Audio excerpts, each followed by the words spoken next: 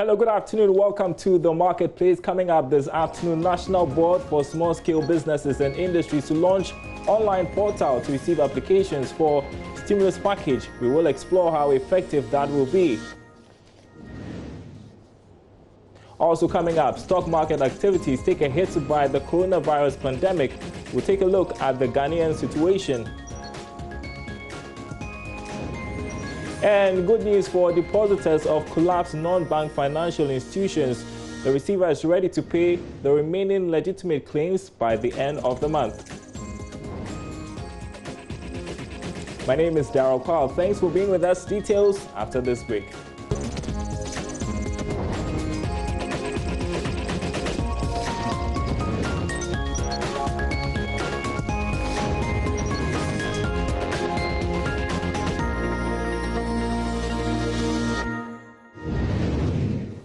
Welcome back to the Marketplace. It's difficult to come by good news these days, so we want to begin with some good news. The receiver for non-bank financial institutions that got their licenses revoked by the Bank of Ghana has assured payments of funds for remaining depositors will be cleared by the end of this month. Speaking on behalf of the receiver, Minister for Information Kojo Nkrumah disclosed that about 98% of depositors have received their funds already, and the remaining 2% will have access to their funds before the end of this month.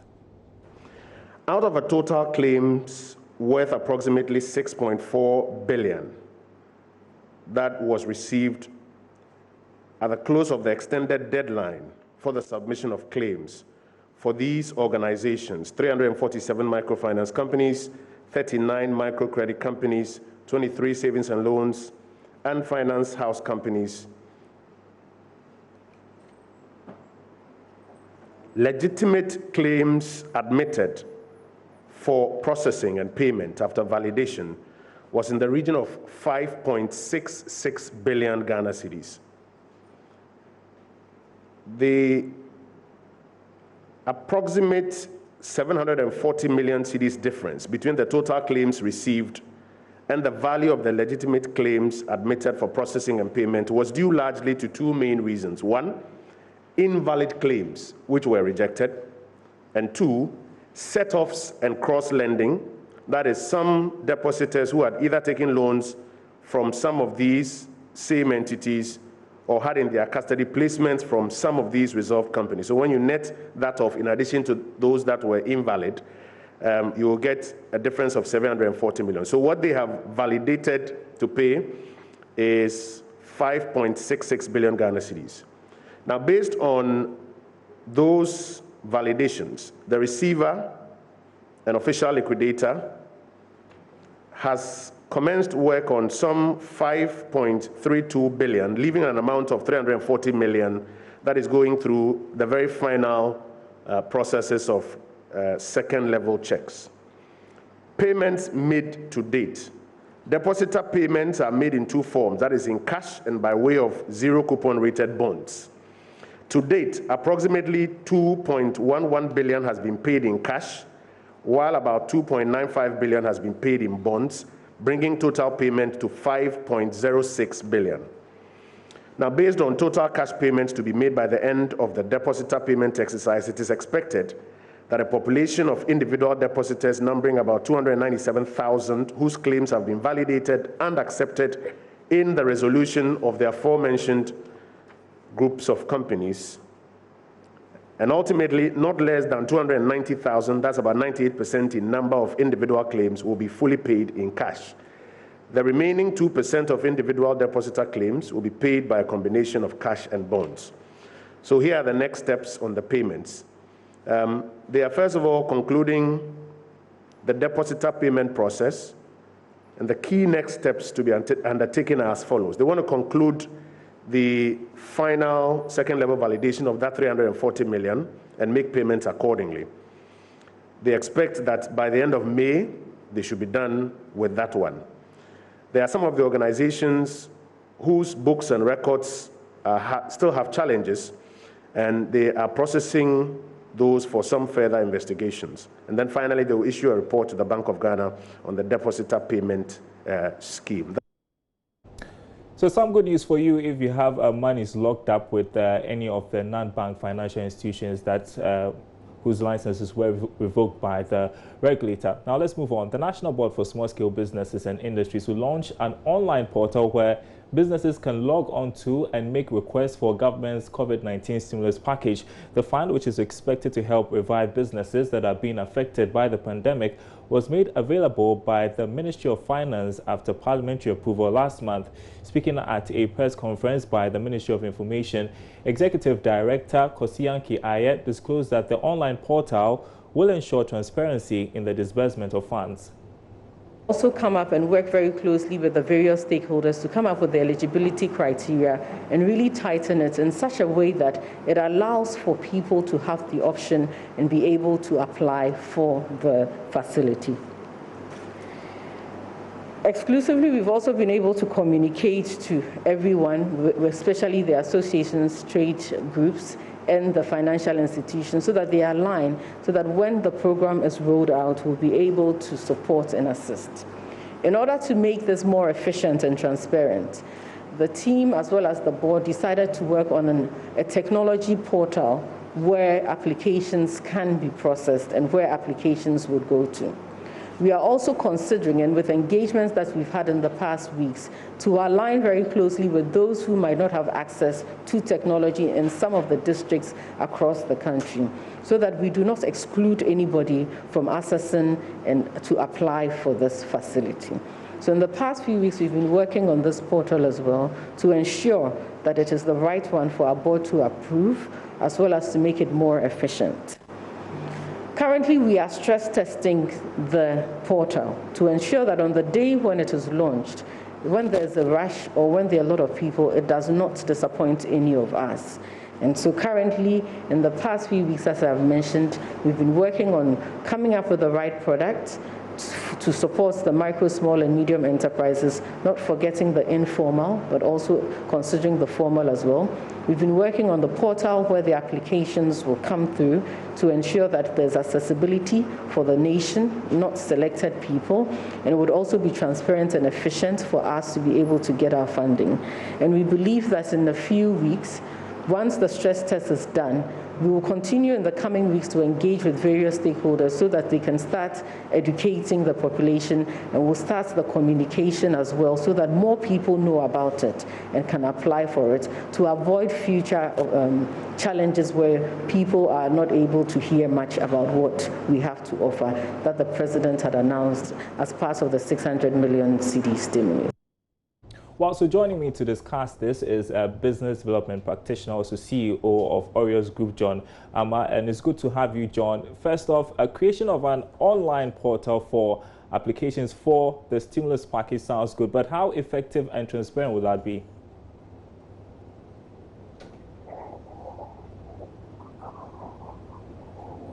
No, thank you. Good afternoon to viewers as well. Well, it's certain business, classes of businesses, as you realize, our economy is made up of informal sector businesses, informal sector businesses, and within those sectors are largely businesses that would have some identity, which means that they're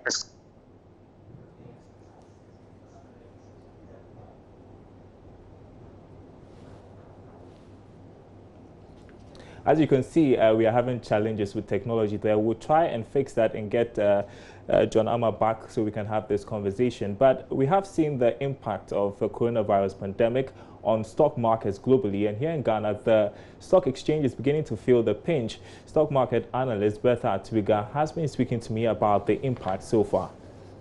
First time the Ghana Stock Exchange has actually had this direct impact of this pandemic, and you would say that just like other markets are seeing like low volumes of shares trading and all that, the Ghana Stock Exchange is not exempted, because one, volumes of shares trading on the Ghana Stock Exchange has actually gone down, and if you look at the demand, even people currently, let me just put it currently on the Ghana Stock Exchange, okay, a lot of people are relaxed, especially during the lockdowns. People were not going to work, people were not doing business, and all that had an effect on the Ghana Stock Exchange. And if you remember, right from last year, we had the financial sector cleanup being done. The market is yet to pick up from that. And the Bank of Ghana has also issued a directive that listed banks should not pay dividends from now till 2020. All this is having an impact on the Ghana Stock Exchange. And the reason is simple. If you're not paying me dividends from now till 2020, and prices of shares continues to go down, what do I do? Two things investors, basically two major things that investors are looking for on the stock market.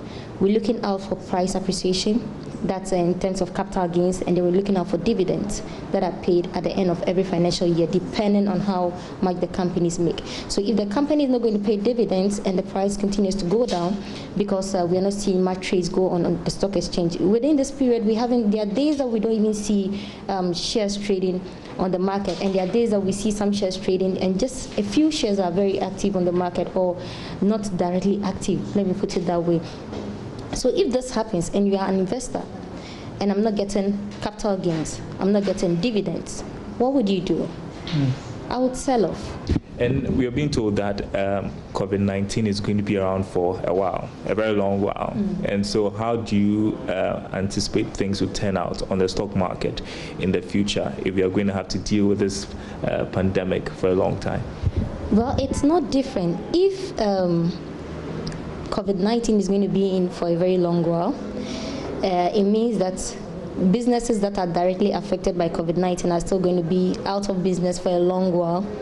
People that have been laid off because of COVID-19 to actually implement social distancing at workplaces is also going to be in existence for a long while.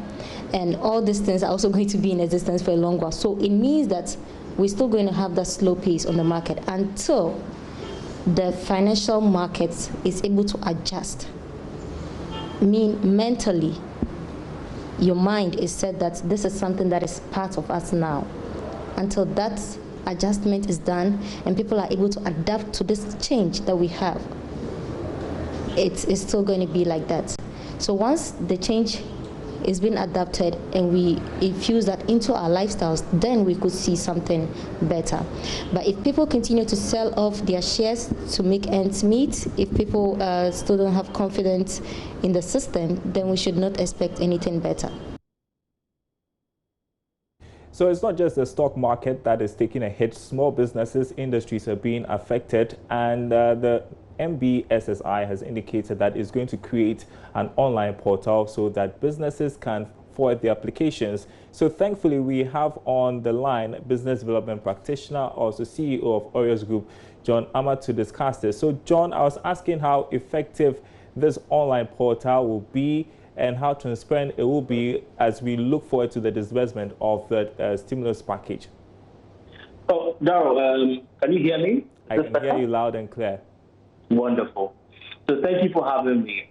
I think technology, yes, it's a good initiative to roll out, but we've got to look at the root causes that is necessitating this bailout that government is giving out to people. So I'll look at it in some scenarios. Number one is we've had a largely informal sector of the economy, where there are certain people within that informality that have had interactions with the formal system, meaning that they pay tax, they may be registered, their fiscal addresses. There are those that are largely unidentifiable, what it means that they have paid some tolls, levies, depending on where they are, and so on and so forth. And so just rolling out technology may not be able to clearly identify, again, because of the educational background and so on and so forth, which is on the least of my challenges. The other part is that for these people that are looking for funding, are we presuming that they are looking for funding? That should be a better way to put it. Most challenges that SMEs face could be a number of these. One is they have supplied goods to ex-parties who would not have the good financial muscle to be able to pay them. That's one. There are others who may want to procure equipment or may want to show up. What are the needs of these SMEs or MSMEs? It's something that government needs to look at. So we need to expand the conversation around around funding to include what are the root causes for these businesses. Do some require business development? Do some require financing? Do some require complementary financing? We have a kitty now that we can use to then piggyback on other initiatives and match funding, which means that we can even do more with the 600 million that just directly disperse and utilize the full funds that we have. So it's important that we do that. And that technology portal, to be able to do that, but may be limited in its rollout. The other part is, should the fund that is being set up now is best work with local players. The MSI has VACs across the country and so on and so forth. But can we work with the existing banks, the rural banks and so on, to disperse so that we can sort of have a proper KYC and then know what we are using the funds to pay for. Because largely, not every company needs funding right now. And on the KYC part, we've got to look at the evaluation criteria too. I mean, if you're going to fund these people, you've got to look at one, the propensity of that MSME to create jobs. There must be a metric on the number of jobs they can create. You've got to look at the capacity of the founder itself. The capacity has to do whether or not they have knowledge of the market, whether or not the ROI, the return on investment in that market is appreciable and can be. Okay, we'll leave that conversation at that. You had business development practitioner John Amma talk about issues such as the eligibility criteria as we look forward to the disbursement of the COVID-19 stimulus package. Apologies for the quality of that connection. Now, the Ghana Export Promotion Authority, GEPA, has given out some 160,000 coconut seedlings to coconut farmers. We have more in this next report. Since 2017, the Ghana Export Promotion Authority, GEPA, began an intervention to boost the production of coconut due to market demand, with the vision of increasing acreage nationwide by 10,000 acres.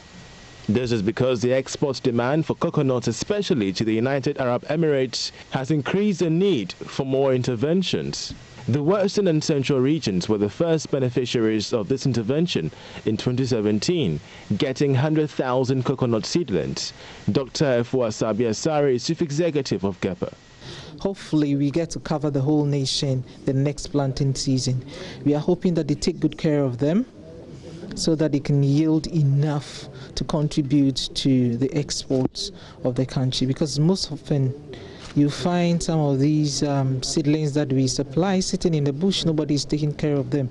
But we have worked with these groups very closely and we know what they are capable of doing. So we are in high spirits that this is the beginning of a very good relationship, and the fact that they are so bent on seeing this work, and we are bent on helping them make it work. It's a good collaboration. Receiving the seedlings on behalf of coconut farmers, President of the Association, Patrick Ndabia, acknowledged GEPA's support, stating the coconut industry has potential of raking in over $2 billion by 2023 by increasing the production volumes through the provision of seedlings to farmers. The global value of the coconut industry is pegged at $15 billion by 2024.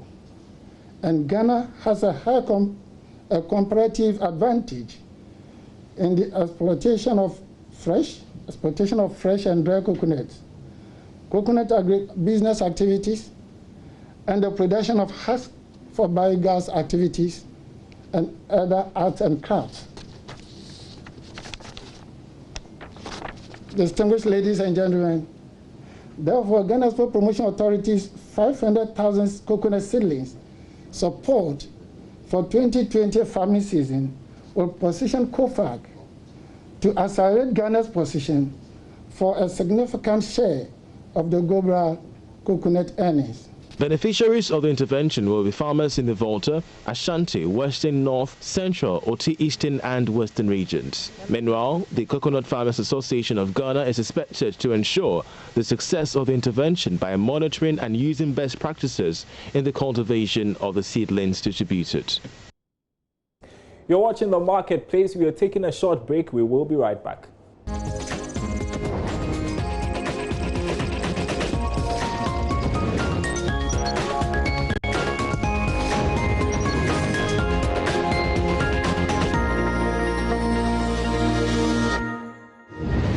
Welcome back to The Marketplace. The coronavirus pandemic has brought with it job losses. Companies have had to lay off some workers just to sustain the operations. It doesn't have to be the end of the road. That is why we want to share with you the story of Reginald Alutepapo. Frustrated about being jobless after national service, he decided to start a juice business. It's been 3 years now, and within this period, he's learned life's most important lessons the hard way. Reginald invited the Joy business van to his startup, Reggie's Juice Bar, and here's the story. 3 years of starting his juice business has taught Reginald Alutepapo patience and perseverance, and we get to hear all about it. Hello, Joy business van. My name is Reginald Alutepapo, and here is my partner, Maria Liwase.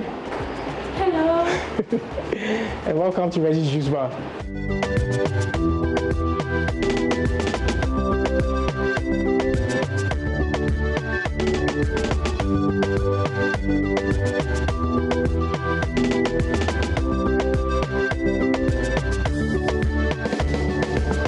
Reginald's decision to start a fresh juice business stemmed from months of fruitlessly searching for a job after school. I applied to so many places, no one was even calling me for an interview. So after about 2.5 years, I got very frustrated and I decided to start a company. I spoke to my partner about it and we considered a few options, but in around October 2017, we decided that juice was the best business for us and we decided to go ahead with it. At the time, the juice business was saturated and is still saturated. How Reggie's Juice Bar was going to break through was left to be seen. We decided that we were going to produce 100% fresh juice, which was undiluted, which was without preservatives, which was without any sugars or additives. And we felt that we could produce it in a very hygienic manner that will appeal to customers on the market. With support from family and friends, Reginald and his partner got to work, starting production from his mother's kitchen using a small juicer. In the beginning, it was very challenging. It was very difficult, especially when it came to selling the juice. We would go to one of the very popular estates around Spintex, and we would try and sell it by knocking door to door. And it was very discouraging because 9 out of 10 times, no one will even offer to drink the juice, just to taste it before buying. The customers didn't want to do that, and it was discouraging. Sometimes you make one sale in a day, you look at the money, and you're just not excited about the job anymore. But I mean, when we came home and we spoke to our parents, they kept telling us that business was like that. In the beginning, you find difficulties, but you just have to keep on going, and then you find the silver lining. And that's what it's been like. As disappointing as that sounds, Reginald and his team kept at it, door to door, social media, till they were able to gain consumer confidence. From kitchen table, Reggie's Juice Bar has a production facility. Today, he and his team are producing one of their products, watermelon juice.